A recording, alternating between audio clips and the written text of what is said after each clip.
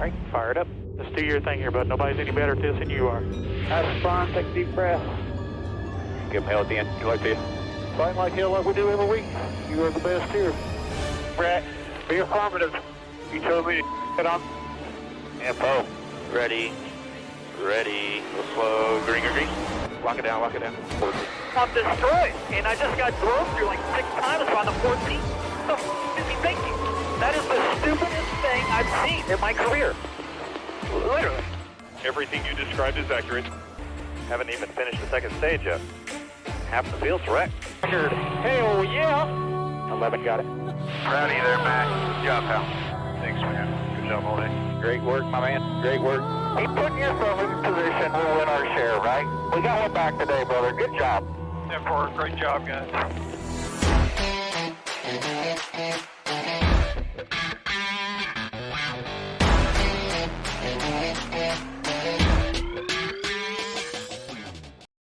And welcome back to Racing in the Draft. My name's Mark, and finally, we have a points-paying official race.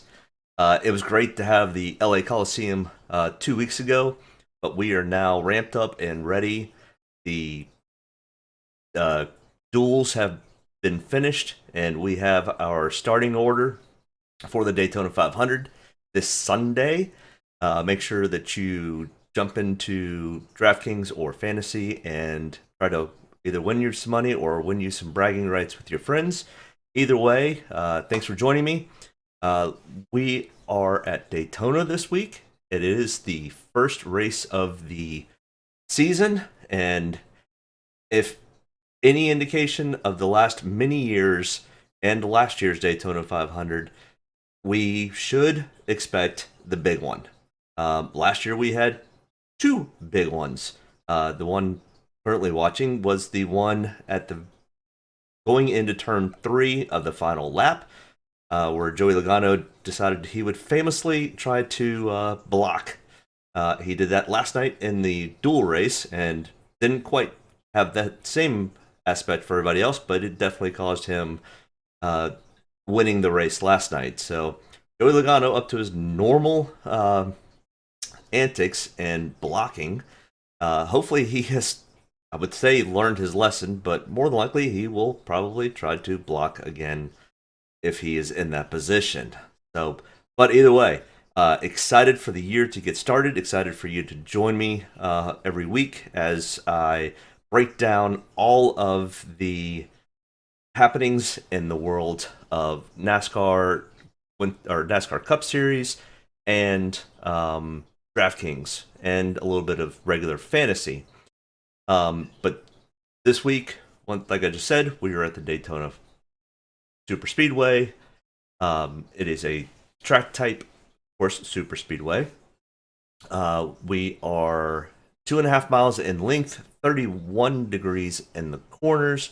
Pretty much they're flat out full throttle all the way around this track for 200 laps. Dominator points will equal 140, and laps led will equal 50 of that 140, and fast laps will be 90. Dominator points will probably not be something we look at. Once we get towards the tail end of this video, we'll kind of break down some of the past 2 years at Daytona, and we'll see that Dominators definitely did not play a role. Fast laps, because everybody's bunched up in a pack, the fast lap for each lap ends up just kind of being typically somebody in the middle of the pack. So almost everybody has 1, 2, or 5 fast laps. The fast lap points really don't matter, so which means pretty much there was Dominators out. Our biggest things we're looking for this week as we get into this are finishing position. Well, actually, place differential is going to be the biggest. After that, it'll be finishing position. And typically, we're looking for at least 3 or 4 of the top 5 drivers to finish. And most of the time, they come from the back, at least for DraftKings scoring system. But when we're comparing tracks, we're looking at Daytona and Talladega, both 2.5 and 2.66 miles, both of them super speedways. Both of them are huge drafting, and both of them typically end up having at least one big accident, which takes out half the field. So, always exciting. Never said we love it, but it is super speedway racing at its finest. But the real reason he came is we're going to start breaking down some of these drivers, their pricing, and some of their data and history. First in line, most expensive, Denny Hamlin, and he, for reasons being, is the number one ranked driver this week. Denny does extremely well at drafting, at super speedways, and should be somebody that we definitely look at. And at 10,500, you can easily still fit plenty of people into your lineup. Spending money this week, you should not spend all of your money. As we see, I'll go through that also towards the end of this, but typically you have $5,000 to $10,000 left on your salary cap. So salary cap should not be something you're concerned about or interested in this week. It's how are we setting it up? How are we getting, what are we looking at, and who are we taking? But Denny Hamlin, 10,500, starting 30th. Well, that's great too, because he's starting from the back. He should work his way up to the front pretty easily. He had an issue during the duels where he had the brake bias turned too much when he came to pit road, ended up sliding through the grass, and lost the draft and ended up going a lap down. I don't foresee that happening again. Learned the lesson once. But Denny Hamlin's famous for screwing stuff up on pit road, so maybe. But Denny has in the last 5 races, so the way we break this down is at the bottom going across, we've got Denny Hamlin in the last 5 races. So all these guys will be the last 5 races at Daytona. He's got 1 win, 3 top 5s, 3 top 10s, and 4 top 20s, a 49.4 DraftKings average, and a 9.8 average finish. Now, once we go to the other side of this line, we look at how many wins or how many total races they have. So up in the top right-hand corner, you see that he has raced at Daytona 32 times. And out of those 32 times, we come back down to the bottom line. He's got 3 wins, 11 top 5s, 12 top 10s, and 20 top 20s. Not going to break that down every time we go through somebody, but now you know what you're kind of looking at when you're looking at all these stats. All right, so next in line here, we have got Chase Elliott, 10,400, starting 11th. 5th on the power ranking, does not have any wins here at Daytona or, in fact, at any super speedways. But either way, no wins in the last 5 at Daytona, 2 top 5s, 3 top 10s, and 4 top 20s, a 37.9 DraftKings average, 12.6 average finish, and has raced at Daytona 12 total times with 2 top 5s, 3 top 10s, and 6 top 20s. Next in line on pricing is Kyle Larson, 10,200, has the pole position. Well, having the pole position, you're not going to get any place differential points if you were to happen to even think about leading this from start to finish, which I'm not sure has ever even been done or even heard of. You'll hear this a lot throughout this season. I don't particularly like starting the pole sitter unless it's kind of like Kyle Larson was last year at 1.5 mile tracks. He would have the pole, he would dominate the entire race and finish first. And if you didn't have him in your lineup, you didn't typically do very well on your winnings or your bragging rights. So Kyle Larson starting from the pole at Daytona. Big props to him for getting the pole, but that sucks for DraftKings. So I will have very, very little of Kyle Larson in my lineups. I'm probably not going to have him at all, to be perfectly honest. In the last 5 races, he doesn't have a win. He doesn't have a top 5. He's got 1 top 10 and only 1 top 20. He's got a 20.4 DraftKings average and 18.3 average finish. 15 total times he has started at Daytona with only 4 top 5s, 5 top 10s, and 7 top 20s. With those types of numbers, even more so a reason that he's not the strongest super speedway racer to begin with. He had a great fast lap during qualifying. Good for him, but racing in a pack of 40 cars and racing 1 lap by yourself at Daytona are 2 absolutely, completely different things. So, Kyle Larson, as you can see, I am a fan, but not taking you this week. All right, next in line here, we've got Ryan Blaney, 10,000, starting 7th, 13th on the power rankings. He Does have 1 win in the last 5 starts, 2 top 5s, 3 top 10s, and 3 top 20s, 27.7 DraftKings average, and a 15.0 average finish. Not too bad. Starting position's a little, take it or leave it. But 13 total starts at Daytona with 1 win, 3 top 5s, 5 top 10s, and 7 top 20s. Next in line here, we've got the blocker, the guy that loves to try to block people and ends up costing himself races. But Joey Logano, 9,800, starting 20th, 11th on the power ranking.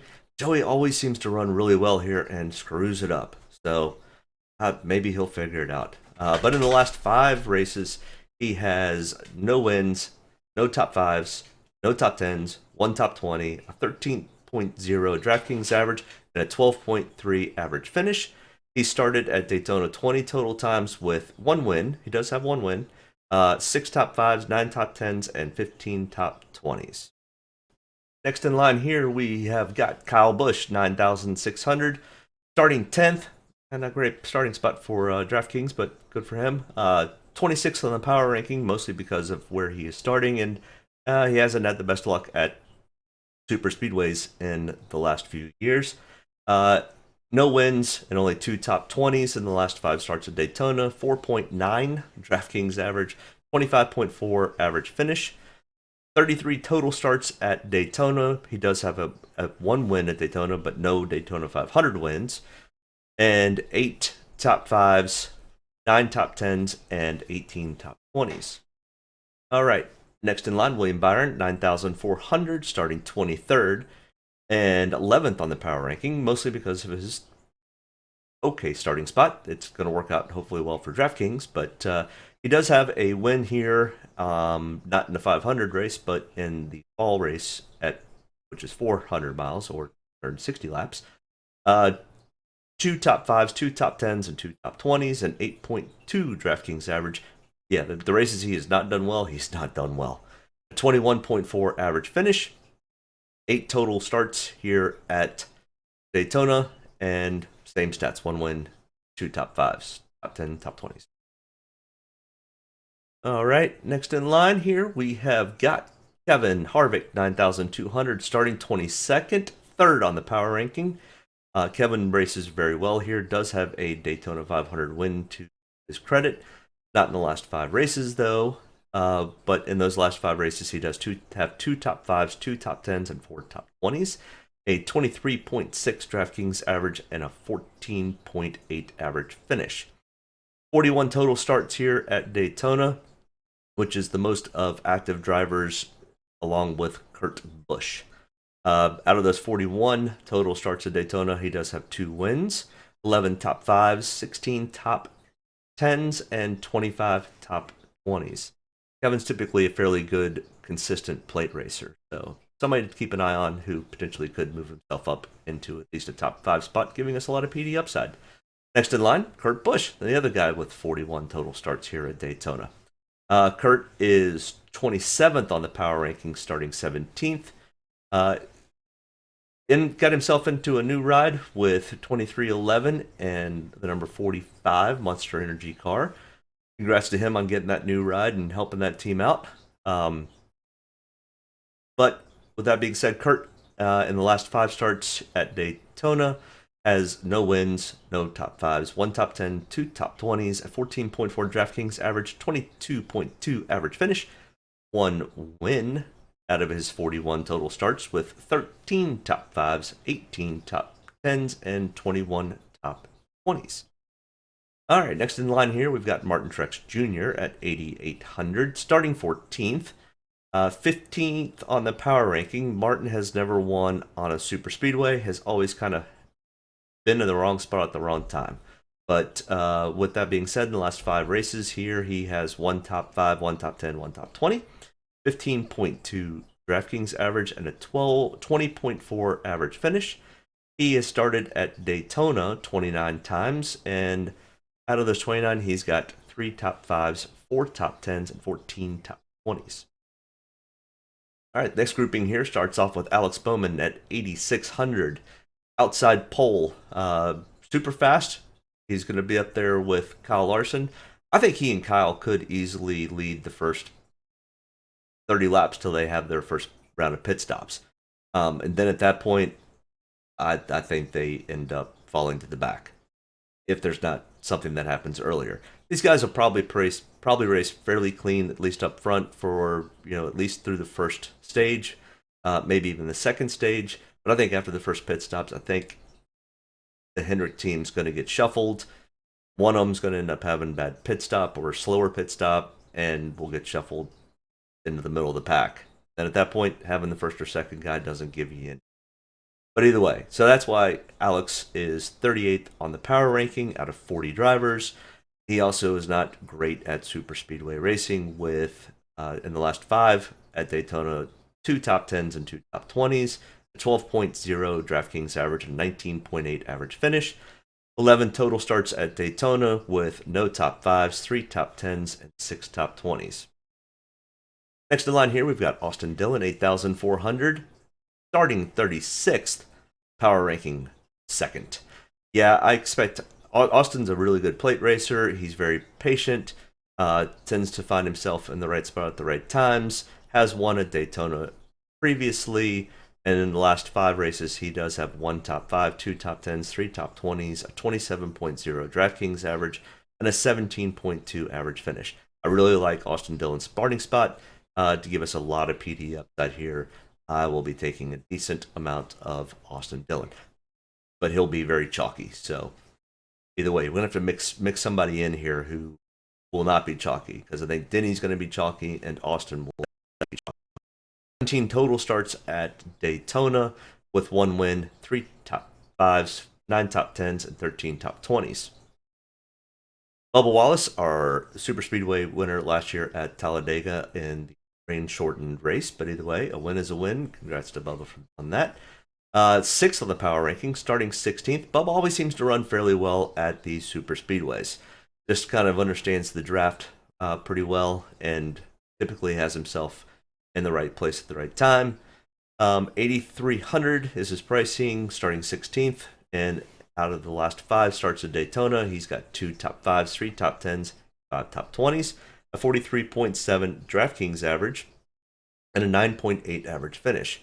Out of the 9 starts at Daytona, he does have 3 top 5s, 4 top 10s, and 8 top 20s.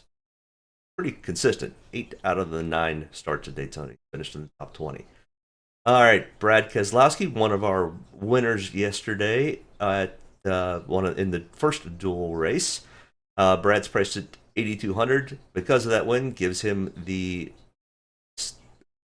inside second starting spot, right behind Kyle Larson. 23rd on the power ranking, and out of the last 5 starts at Daytona, he's only got 1 top 10 and 2 top 20s. Brad typically always seemed to follow Joey around, and Joey would block him, and then they would wreck each other. Typically how it worked. So Brad, 2.3 DraftKings average, 26.6 average finish. Brad has 25 total starts at Daytona and does have 1 win, 3 top 5s, 5 top 10s, and 10 top 20s. Next in line here, Aric Almirola, $8,000, starting 38th. Really good spot to be for place differentials. Aric had some trouble yesterday in the dual race, giving him that wonderfully bad starting spot, but maybe it's going to be something we can build on. I think Aric will end up being also kind of chalky. 7th on the power ranking, does have 1 top 10 and 3 top 20s in the last 5 starts at Daytona, a 14.0 DraftKings average, and a 19.6 average finish. He does have 1 win here at Daytona in his 20 starts, along with 2 top 5s, 3 top 10s, and 11 top. All right. Next grouping here starts with Ricky Stenhouse Jr., 7,900, starting 18th, 20th on the power ranking. Ricky's always typically fairly good at super speedway racing. Does get to be a little aggressive sometimes, which can hurt him at times, and has hurt him recently. And only has 2 top 20s out of the last 5 starts at Daytona, 15.5 DraftKings average, and a 23.0 average finish. But 15 total starts at Daytona, he does have the 1 win, 2 top 5s, 2 top 10s, and 9 top 20s. Next in line here, Chris Buescher, our other winner from last night, the second duel race, giving him the outside second starting spot behind Alex Bowman. He is 19th on the power ranking, but Chris does do fairly well at super speedway racing. With the last 5 at Daytona, he's got 1 top 5, 3 top 10s, and 4 top 20s at 37.0 DraftKings average and a 13.4 average finish. Don't love Chris Buescher's starting spot, but he does typically run pretty well here. But starting 4th is going to be tough to try to get into any optimal lineup, as you'll see later on when we go through our optimal lineups from previous races. But 12 total starts at Daytona for Chris, 3 top 5s, 6 top 10s, and 7 top 20s. Next in line here, Tyler Reddick, $7,700, starting 15th, 17th on the power ranking. Tyler has started 4 total times at Daytona in the last 5 races, 1 top 10 and 1 top 20, 19.5 DraftKings average and a 24.0 average finish. He does have 5 total starts here at Daytona with the same stats, 1 top 10, 1 top 20. Next in line, Christopher Bell, $7,600, 16th on the power ranking, starting 12th, and has only started at Daytona 4 times with 3 top 20s, 23.1 DraftKings average, and a 19.0 average finish. Next in line, Austin Cindric, $7,500, only has 1 start here and starting 5th on Sunday. And in that 1 race here at Daytona, he has a top 20, which was... Oh, that's backwards. He finished 15th with a 56.1 DraftKings average for that 1 race. So, not a whole lot of data or things to look at with Austin, but he has always run plate races very well in the Xfinity Series. I expect Austin to probably run pretty well. Don't love his starting spot. So, going to be a little risky. Next in line here, Justin Haley, $7,400. Congrats to Justin on that full-time ride with Solid Racing. He will be starting 25th, like the starting spot for Justin. He does have 3 total starts in the last 5 races at Daytona and does have a win in 1 top 5, 2 top 10s, and 3 top 20s, 63.7 DraftKings average, and a 7th place average finish.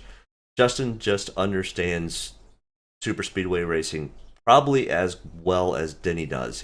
Justin, for kind of looking back at his Xfinity career, I think has 3 super speedway wins or 4.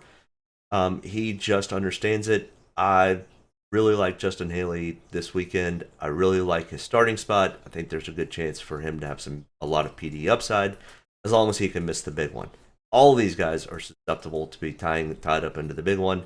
It's just winning at Daytona is kind of figuring out the right people and kind of having a lot of luck on your side. I've always done fairly well and won all my biggest pots with DraftKings at super speedways. So guess I've gotten a little bit lucky, but I think there is some strategy here, and I think it's starting these guys at the back of the pack who know and understand how to run. But either way, so Justin Haley, and Justin has the 3 starts with the 1 win, and we already went through his other stats. Sorry about the dog barking in the background, but that's the world of living with dogs. All right. Next in line here, we've got our winner from last year, Michael McDowell, who was the fortunate winner when Joey blocked everybody and wrecked the field. But Michael always tends to run fairly well at super speedways. Problem with him this year is he's starting 6th. And as we've discussed this entire time, starting 6th is not a great spot to have a lot of PD upside. Potentially, he could win this race again, but giving us 5 spots probably isn't going to be what we're looking for. But 7,200, starting 6th, 17th on the power ranking, does have the win last year at the Daytona 500, 1 top 5, 1 top 10, 4 top 20s, a 35.5 DraftKings average, and a 16.8 average finish. He has started 21 times at Daytona with 3 top 5s, 7 top 10s, and 12 top 20s. Next in line, Daniel Hamrick. Welcome back to Cup racing, Daniel. Daniel did really well last year in Xfinity and now has a ride, a part-time ride with Colleague Racing, and we'll be doing some trophy hunting in the number 16 Sunday. $7,000 starting 33rd. I like the starting spot there. Good PD upside potential. 21st on the power ranking, and his one start in the last 5. He does have one top 20, a 32.8 DraftKings average, and an 18th place average finish. Out of his 2 starts, he just have the one top 20. Chase Briscoe, 6,800. Was a rookie last year, so we only have 2 starts at Daytona to look at for Chase. Chase is starting 9th. Don't love the starting spot for Chase. He does have one top 20 out of his 2 total starts at Daytona, a 27.2 DraftKings average and a 20.5 average finish, 20th on the power ranking. Next in line here, Ross Chastain, 6,700. Starting 19th, 8th on the power ranking. Ross showed a lot of speed during practice and in some of the qualifying, the single car qualifying, and performed okay at the duels.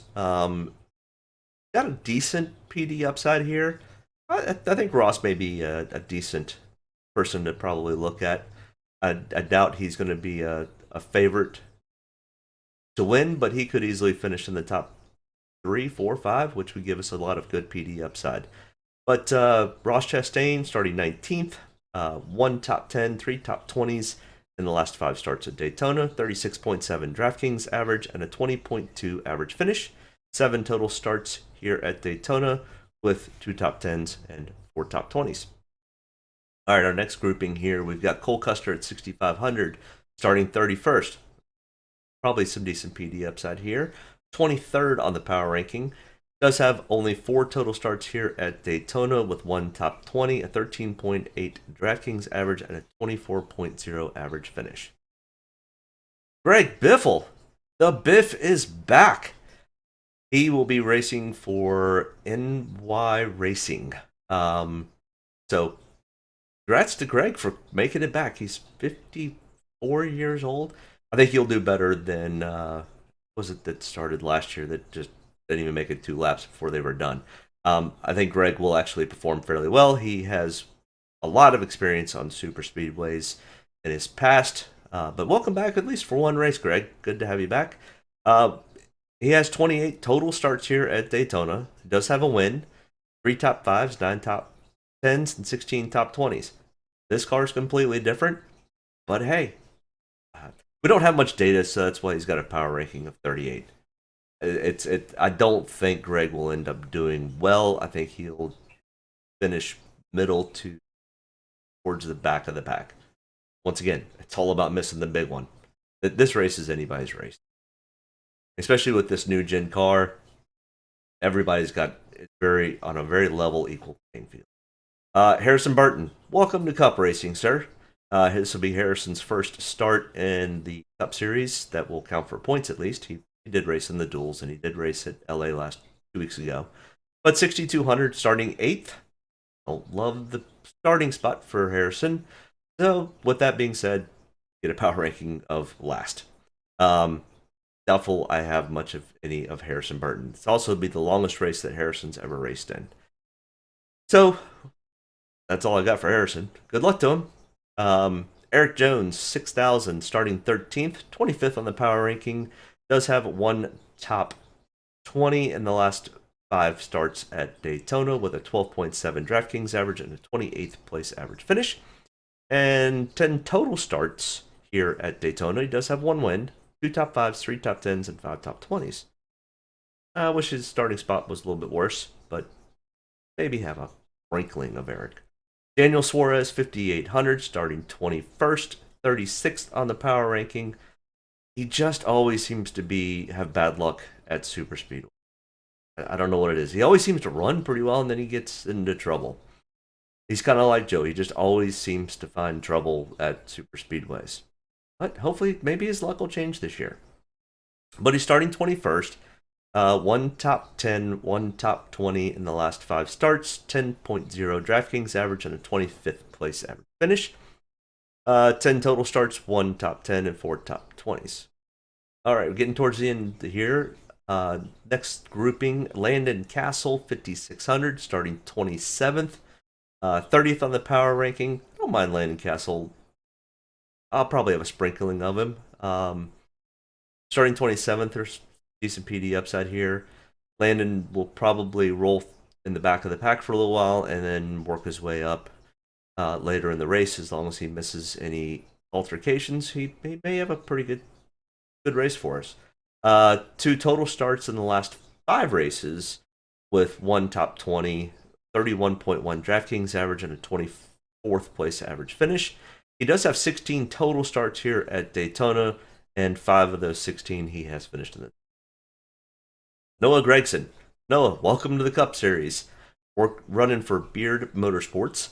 Noah is driving for a car that typically has been run in the past by Brennan Gaughan, who has always done really well at super speedways. Noah has done decent at super speedway racing in the Xfinity Series. I think if Noah can just kind of keep his nose clean, be around at the end, he's somebody that we could probably very potentially take a look at taking this weekend, mostly because of his starting spot, and I think he's going to be fairly cautious, at least to the tail end of the race. Noah may be somebody to take a look at. Starting 39th is got a lot of upside potential. Ty Dillon, welcome back, Ty, after a year off. Ty's back and racing the number 42 for Richard Petty Motorsports. They have a partnership with GMS Racing this year, so they've got 2 entries. Richard Petty GMS Racing, I think is what they're called. Not 100% sure, but starting 26th, decent amount of PD upside here. I always loved taking Ty back when he was racing. He was always fairly inexpensive and always typically ended up finishing races. And if there was some attrition, he'd end up having some finishing spots. So power ranking of 22nd, has 3 starts in the last 5 races at Daytona, 1 top 5, 1 top 10, 2 top 20s, an 18th placed DraftKings average, and a 23.8 average finish. 10 total starts at Daytona with 1 top 5, 3 top 10s, and 5 top 20s. David Reagan, who's been around for a long time, racing the 15 car this weekend for, I think, Rick Ware Racing. 5,100, starting 34th. Good potential PD upside here. 32nd on the power ranking. 3 starts in the last 5 races at Daytona with 1 top 5, which equated to 1 top 10, 1 top 20. 16.3 DraftKings average and a 26.0 average finish. He has raced 28 total times at Daytona he does have a win here. 4 top 5s, 6 top 10s, and 14 top 20s. Next in line, Kaz Grala, racing for the Money Team, which is owned by Floyd Mayweather. So he got himself into the field. He is one of the non-chartered drivers who are racing. Kaz Grala, 4,900, starting 35th, 14th on the power ranking. Like his starting spot, as long as he can keep himself clean, be there at the end of the race, he could be somebody that really pays off at the end. 2 starts with a 19.8 DraftKings average and a 32nd average finish. All right, next in line here, we've got Corey LaJoie at 4,800, starting 24th, 4th on the power ranking. Corey does fairly well at super speedway races. It's one of the tracks that he typically does very well at. He does have 1 top 5 in the last 5 starts at Daytona with 3 top 10s, 4 top 20s, a 49.4 DraftKings average, and 11.4 average finish. I expect Corey to probably, if he can keep himself clean, be there at the end and get himself a top 5, maybe even top 10. 10 total starts at Daytona with 1 top 5, 3 top 10s, and 6 top 20s. He also could be somebody that may end up being fairly chalky. Be a little careful with that, but I do like Corey in his starting spot. Cody Ware at 4,800, starting 32nd, 34th on the power ranking. If he keeps his nose clean, he's going to have potentially a great PD upside play. This might be a dark horse to look at, somebody to differentiate your field with, but because his stats aren't great, mostly because of the equipment he was driving last year and this year with the new Gen car, Everybody's kind of an equal playing field. Cody could end up being a surprise pick here, so keep that in mind when you're putting your lineups together. Does not have any top 20s, with a 25.7 DraftKings average and a 25th place average finish out of 3 total starts at Daytona. Todd Gilland, next in line. Welcome to the show, Mr. Gilland. He took over for Anthony Alfredo that ride. 4,700, starting 29th. Don't have any stats, so his power ranking's 36. Could be if he keeps his nose clean, he could be somebody to really take a look at next year. He did really well in super speedways and the truck series last year, so could be a way to differentiate the field also. All right, next in line here we've got Jacques Villeneuve, F1 champion, has come back to try his hand at Cup racing again. He has raced 4 races in the Cup Series back in 2007, 2010, 2013, mostly at Indy and on road courses. Does have 1 super speedway race at Talladega. I can't remember the stats on it, but starting 40th, he can't go anywhere but up as long as you are around at the end. 4,600. I mean, once again, we're not trying to max out our salary cap here, but Jacques Villeneuve starting 40th. There's a lot of PD upside here potential. Keeps his nose clean. The car runs well. I know they had some issues yesterday. Hopefully they can get those fixed. A long shot, dark horse chance to get a lot of potential PD upside with Jacques. So I'm not saying don't take him, but he doesn't have a whole lot of experience in this type of car. I know that he was kind of brought into this team as a road course ringer, which that is his expertise. So we'll probably talk a lot more about Jacques when we get to the road courses. He does plan on running all the road courses for number 2017 here. All right, let's kind of go down. Next in line here, in our last entry, BJ McLeod at 4,500, starting 37th. 28th on the power ranking. Good PD upside. Got a total of 5 starts at Daytona, 3 in the last 5 races. Has 36.5 DraftKings average, 23rd place average finish. I mean, any one of these guys that are starting 32nd, 29th, 40th, 37th, one of these guys back here is going to end up making the optimal lineup. Which one it is, I don't have a clue because it's such a crapshoot. But I foresee one of these guys back here being somebody that ends up making the optimal lineup. So once again, that's why we're not worried about the $50,000 salary cap. But that ends up the drivers. Let's look at some optimal lineups that we've had in the past. So last Daytona 500, the top left, Denny Hamlin, Ross Chastain, Michael McDowell, Austin Cindric, Chase Elliott, Cole Custer. I mean, starting positions, 25th, 34th, 17th, 39th, 12th, 27th. So 25.7 average starting position. You know, because of the big wrecks, you know, we had 3 guys in the top 5 for finishing positions. As you can see, Denny Hamlin was the only Dominator. He only had 5 fast laps, but he led 98 of the 200 laps. So once again, that's why we're not focused in on Dominators. It's all about place differentials, at least for last year. So let's look at the fall race at Daytona. No Dominators here. I mean, Bubba Wallace led 8 laps, was the best.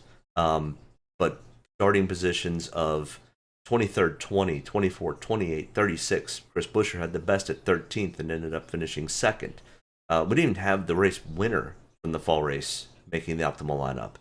But $13,200 left over in salary cap. So it just shows, at least the last year's races, we're going to see the same thing for 2020. $3,800 left over. The average starting position was 30.3. We had 39th starting spot for Burton Gone, where he ended up 7th. You know, this one we did have a little bit of a dominator, but I mean, Denny Hamlin started 21st and finished 1st. He gained 20 positions. So he did lead 79 laps. Denny's really good at Daytona and super speedways. But with him starting 30th this week, he's going to be super, super chalky. I don't say put him in every lineup, But if you're only putting 1 or 2 lineups in, I think you almost have to have Denny. Sorry, watching practice and Cody Ware almost wrecked himself by himself talking about this. The optimal lineup for the Daytona fall race was, once again, $1,000 left over. So that's one of the higher ones where we use a lot of salary cap. But no Dominators, really. I mean, William Byron led 24 laps, finished first, but was third of the total point getters. So once again, we're not looking to spend all of our $50,000. This will be the year that nobody wrecks and the top 10 starters finish in the top 10.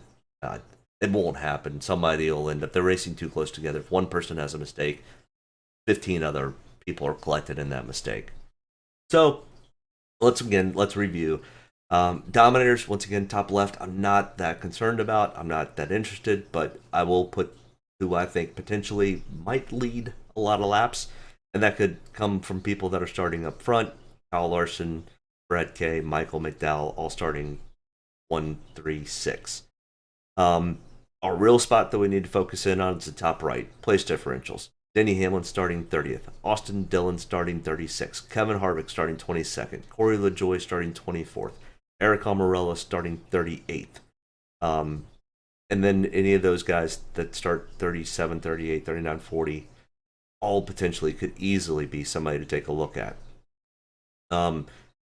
People with okay starting spots that may have a little bit of PD upside that have potential to finish up well.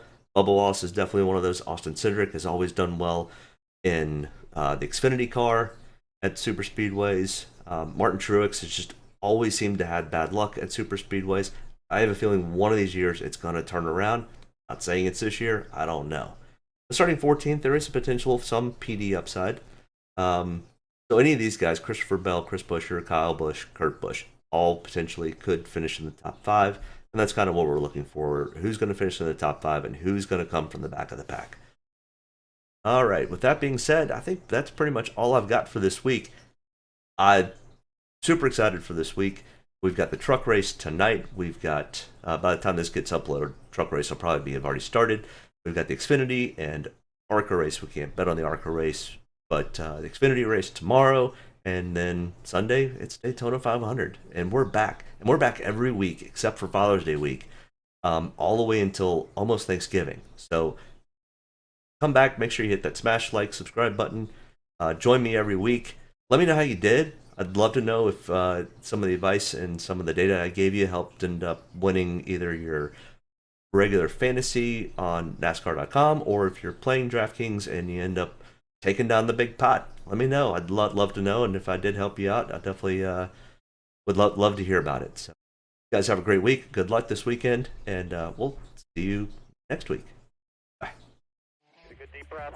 Get ready to roll here. Only about one thing tonight, getting the W, so got to be around the end to do that. Get ready to roll tonight, boys. Let's go have some fun. Don't get me any more fired up than I already am. All the way to the checkered. You're fine. Nobody's got to run. Checker time, baby! Hell yeah!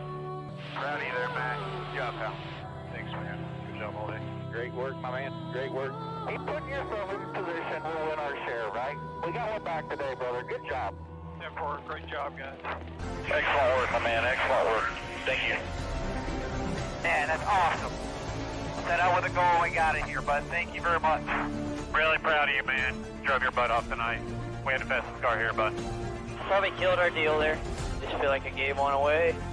Yeah, boys. Way to rebound. Great job. Great job, bud. Really good job. Appreciate you hanging in there with us all weekend. What a weekend. Good job. Thank you.